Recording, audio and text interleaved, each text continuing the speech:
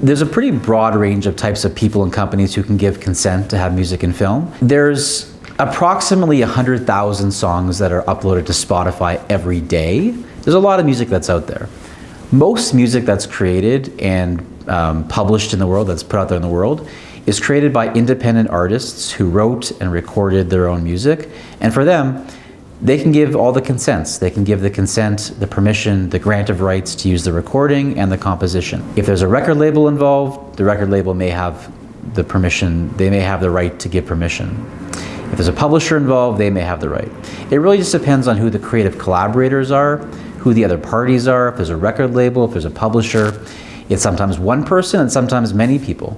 There's a lot of music, especially in some genres more than others, let's say like hip hop more than folk, where there's a lot of people involved. And it's not just co-writers, it's also producers. So music producers oftentimes own and control a share of a composition. I work for producers, I work for beat makers, I work for artists, I work for all the different types of players.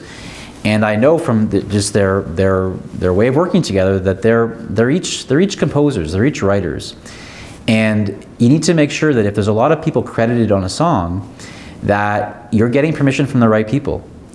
And not just to assume that the main artist is the only decision maker. You need to make sure that everybody who's listed on a song, that they're all dealt with in some way. Either you got permission from them personally, or you got confirmation from the main artist or publisher or label that they're giving consent on behalf of everybody else.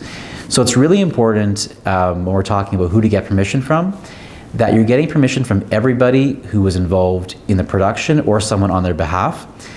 If there was a producer involved and that producer, if she never gave her consent to the artist to use the composition, or if they hadn't specifically clarified their splits of the composition, you want to make sure that they've done that. You want to make sure that you've gotten the rights from all the people, even if they haven't formally figured out their arrangements on their own. So it's really important to do kind of a deep dive on all music that you're using to make sure that you're being very detailed and specific about who may have been involved, because what you want to avoid is for someone that you've never heard of to come after you later to say, oh, I was a producer on that track, or I made the beat for that track, or I actually controlled the recording on that track.